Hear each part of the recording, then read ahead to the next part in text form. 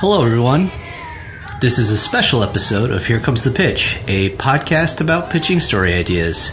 I'm your host, Derk Harron, and today's episode was originally a practice recording of the first pitch called Cthulhu Lake with my guest, DeShawn Malone. I call this Episode 0. Well, without further ado, here comes the pitch.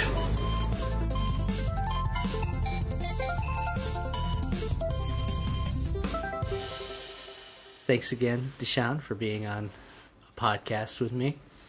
What I wanted to talk about was that, monster movies and monster stories have always been pretty popular.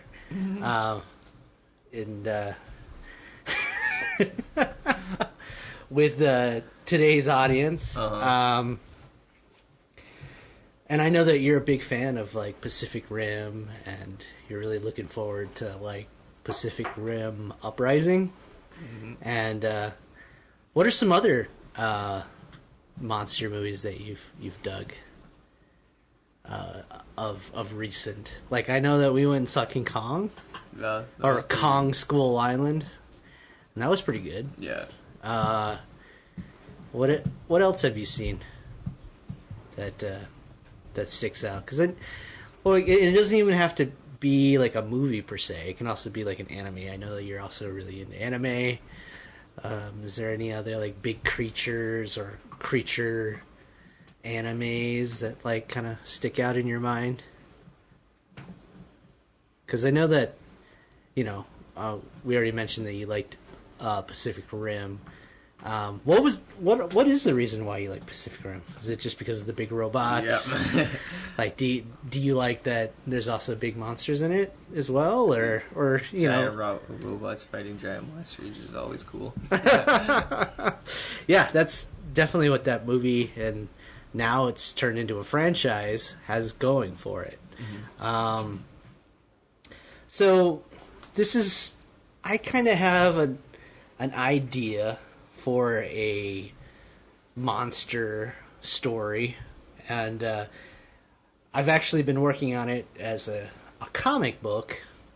Well, it's just the first issue of. Anyways, I could see it as a series. I could see it as a standalone story. I don't really know where it's going. Mm-hmm. That's why I'd like to pitch it to you, and then we'll see where the possibilities of where this story could go. So it starts out actually in Texas, called there's this place called Sabine Lake, and it's kind of a tourist attraction where it's a lake with salt water. Mm-hmm. And the reason why it has salt water is because it has this Sabine Pass that can lead you to the Gulf of Mexico, so that it has a connection between the Gulf of Mexico, which is, of course, salt water, mm-hmm. and everything. And what ends up happening is that some of the locals that actually live there have started to witness this, creature that some say is 10 feet tall, some say is 20 feet tall.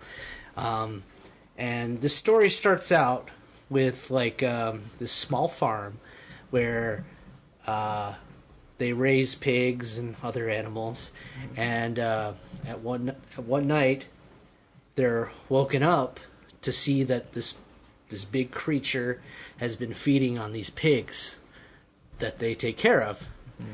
And from there we get to the Sabine Pass port, where it's kind of like the local sheriffs, but they also kind of look out for, tourists and anybody that's kind of messing with stuff in the lake. Mm-hmm. They kind of the port police in a sense, and so it's all these people that live around in the area that are complaining and saying that there's this creature. Of course, none of the sheriffs have ever seen it, so they got to take their word for it, and it's sort of become a recent like urban legend of like this creature thing that has showed up, and so the dog is chewing on a chewy, so I can sort of hear that. Yeah. Can't you? It's underneath the table. But anywho, so they're complaining to the port police, and this one guy is in the back, and he tells them that it's something that's been around for a long time. It's this prehistoric creature, and he tries to explain to them what this thing is. Just south of the Gulf of Mexico is there's this huge crater, and people believe that was where the asteroid that created the Big Bang Theory landed and killed all the dinosaurs.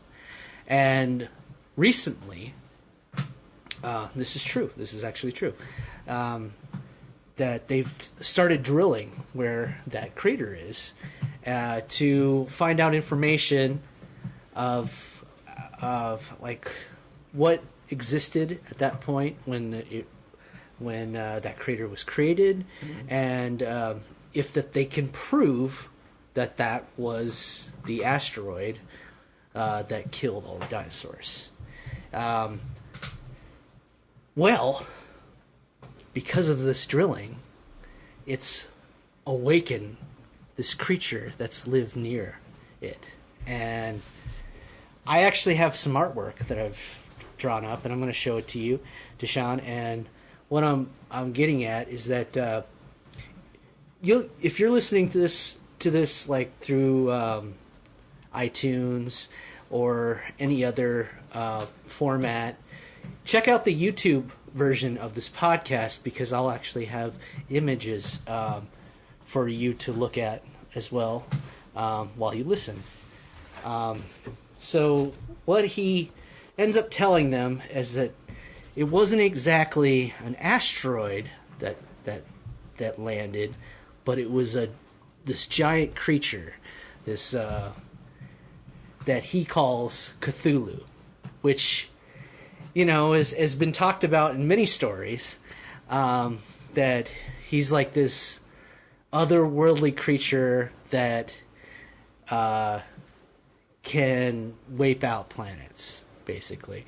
And what he did was that he wiped out the dinosaurs. The impact, of course, like took out a lot of them, but it was him feeding on the dinosaurs, and then that's how they went extinct. You know, it was his feeding ground for the longest time. And so after he was done feeding on all the creatures, he went to sleep. He's been hibernating all this time. And now this drilling has woke up one of the possibly many babies that are sleeping with him. And the baby, one of the babies anyways, has like slowly made his way up through the Sabine Pass, and is now in Sabine Lake. And he's sort of trapped. Like he's confused. He's feeding upon the livestock that's in the near area. Thankfully, he hasn't attacked any humans, you know. And what this guy says to the people is that, like, you know, I've dealt with him in the past. If you allow me a ship, if you give me a ship, then I will coast him out of Sabine Lake, and I will take him back to the Gulf of Mexico, and hopefully he'll join his mother and his other siblings, and they'll leave us alone. And, like, of course, they think he's crazy. You know, here's this weirdo that's, like, has, like, all these strange predictions on what this thing is and what it did to our Earth and everything. So they don't believe him, except for this one woman who says, "I have a boat. You know, it's not the greatest boat, but I'll help you catch it or bring it outside of Sabine Lake and take it back to the Gulf, and we'll take it back to wherever you think it lives." Of course, she's not really a hunter, and like he's not really a hunter either. So what they end up doing is finding this guy who has been talking like that he's like this legendary hunter that here he is. There's a picture of him. And so he's at a bar and he's like asking for more drinks, and the bartender's like pretty much cutting him off, and you know there's this huge shark that's actually over the bar, and he's like, I was the one that caught that, blah blah blah, you know, like, and he's you know, he's basically like just ranting about how he's like this amazing guy, and people know that like he was something you know, years ago. So our hero ends up coming to the bar, says I'll buy him the next round or whatever, and then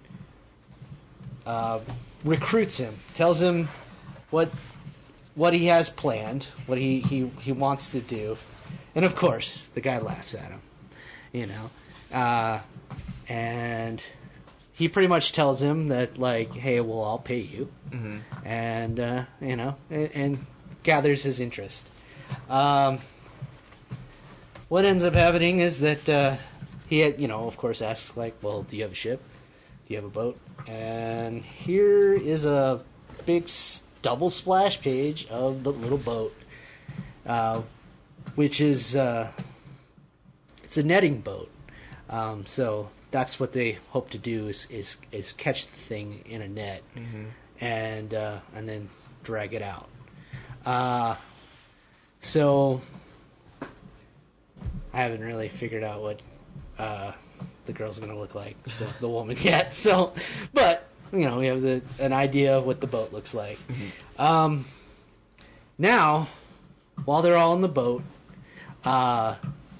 he tells a story about how he originally dealt with him in the past, which he doesn't know if it was like the mother that he dealt with or if it was one of the siblings, but it was something big. And it was when he was a little kid, and you know, he was playing on this little paddle boat that his dad had, and he accidentally dropped a toy in the water, and the thing pulled him in. He thought that, you know, he was a goner. And then his dad finally woke up to see that he was gone, and he got pulled in as well. And you think that, well, he's alive because like he's telling the story, but what happened was, like, as soon as he was touched by this creature, he was told, like, kind of like telepathically, what the story is of this creature, and so that's why he knows that the truth behind, you know, that this was the thing that came and killed all the dinosaurs. So for some reason, this monster let him go, and so of course his dad didn't make it, but you know, like, maybe he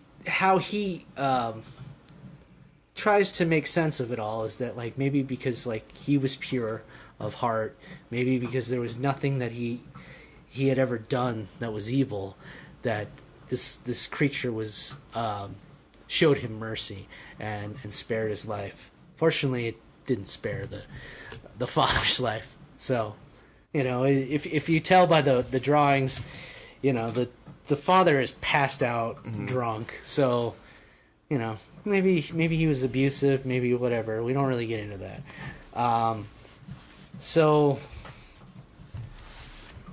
here's another big double splash page that I drew out too, where it shows that they're trying to pique his interest by dragging these pigs in the net. Mm-hmm. Originally, that's when the farmer was talking that like he ate some of the pigs, so like he's got a taste for swine, so that's what they hope to lure him in with the net. Well, of course it works. They catch him and they end up dragging him back, but by that time the creature has woke up and he's not happy, or she's not happy, or it's not happy, and that's how the first issue would end. Now I'm not really sure where I would go with the rest of the story. I just assume that like maybe like since in this picture like you can kind of visually see that it may have wings or whatever, and you see that like the younger infant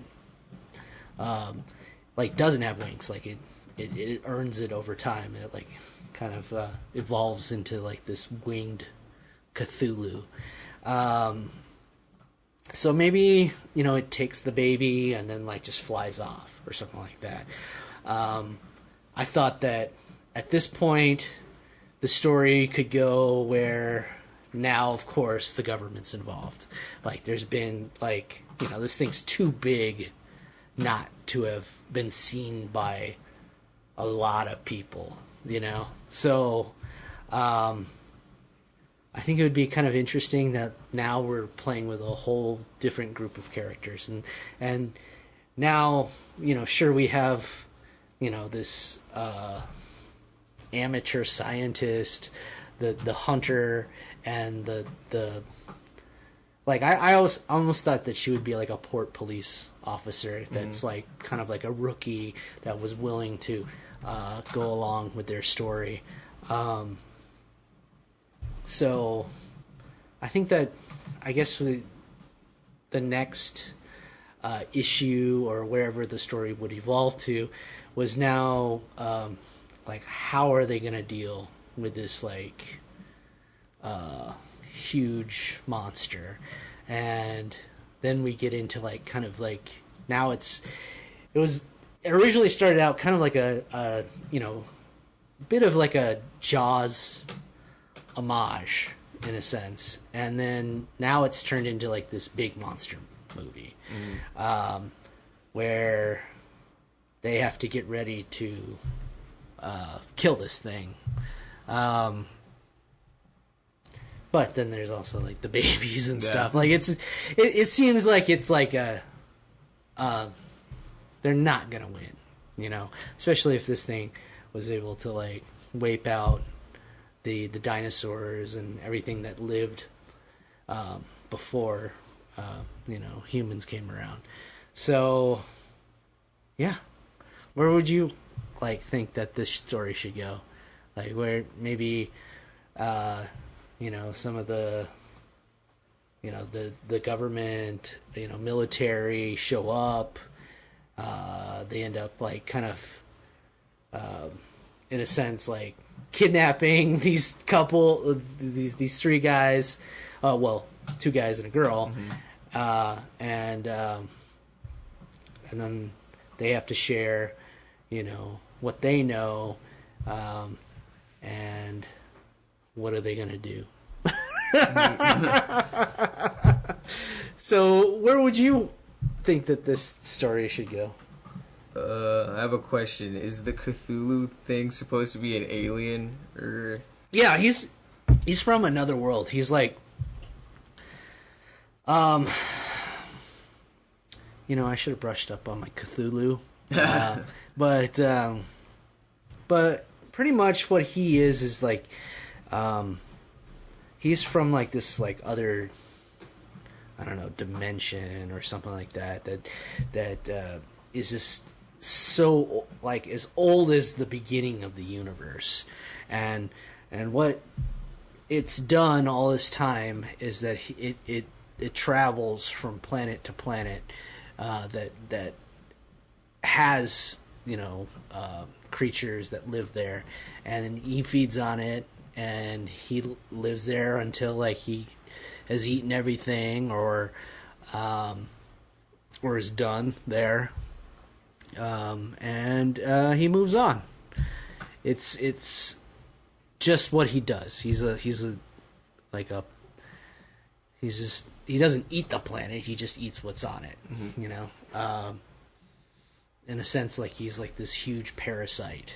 I think that, of course, I think people would be upset that I'm simplifying a character like this. Yeah.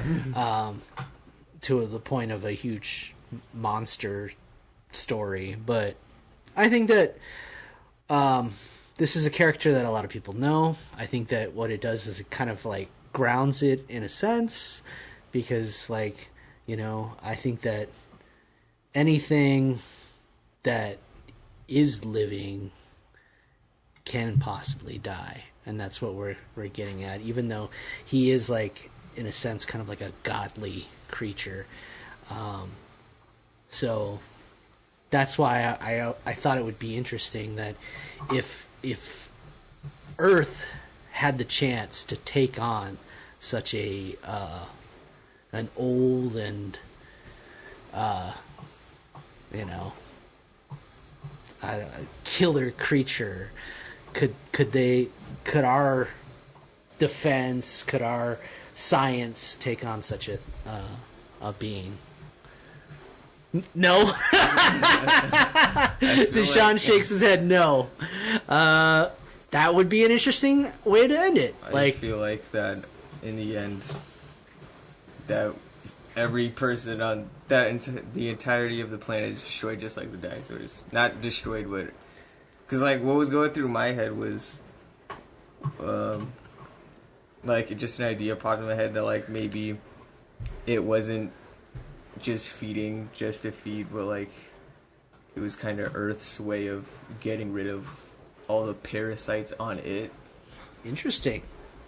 I like that. So you think that like maybe the dinosaurs were like overpopulating the planet and taking away all of its nutrients, and so that it needed to be, there needed to be a balance. There needed to be an extinction of those life forms, and so Cthulhu was there to rid them of like what you say the dinosaurs were, like kind of like a parasitic creatures. I like that. That's interesting. So that's kind of where you would go, that like it's inevitable that the human race will end. How do you think that they will end? Do you think that that we'll get into a nuclear war to the point where nuclear war heads couldn't affect it really? That it would just end up destroying cities instead of destroying it, and then it would just make its job that much easier. And so we would pretty much wipe ourselves out with all the nuclear fallout, and then it would just feed on whatever's left, and then go back to sleep. Yeah. And then wait for the next evolutionary cycle to commence. Yep. And then just once whatever comes after us overpopulates or starts destroying the Earth, then it's just an endless cycle of that coming back, destroying them. That's interesting. It might be kind of cool too. Like at one point, maybe its offspring, like kind of travel out. Yeah. And then like so that they, do the same to other species that live on different planets. Like that, in a sense, like that every planet has a Cthulhu. Yeah. That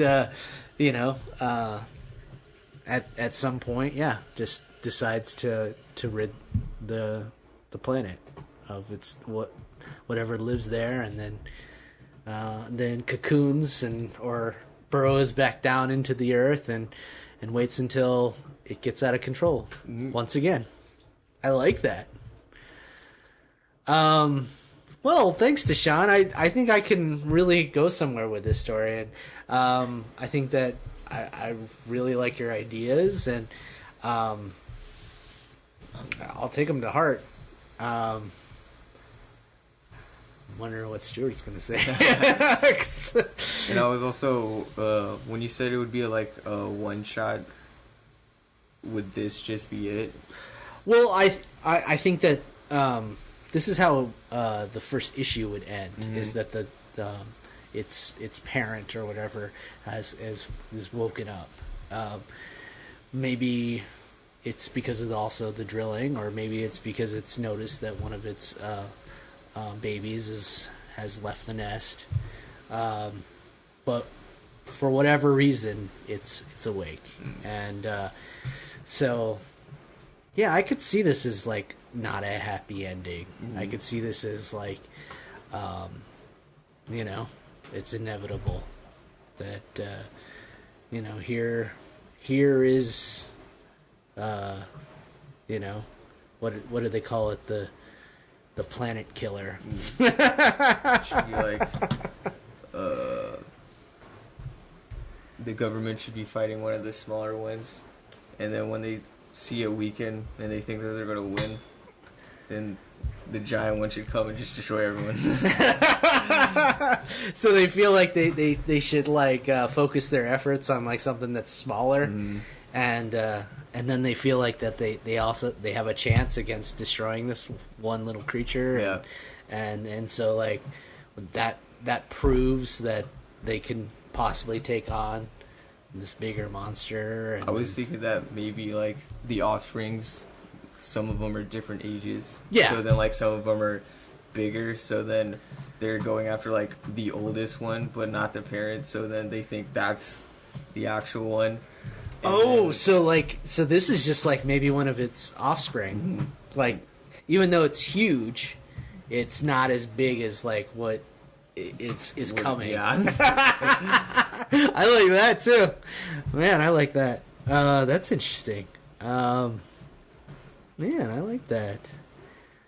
All right, well, DeShawn, thank you for being on the show. I think that you've given me some really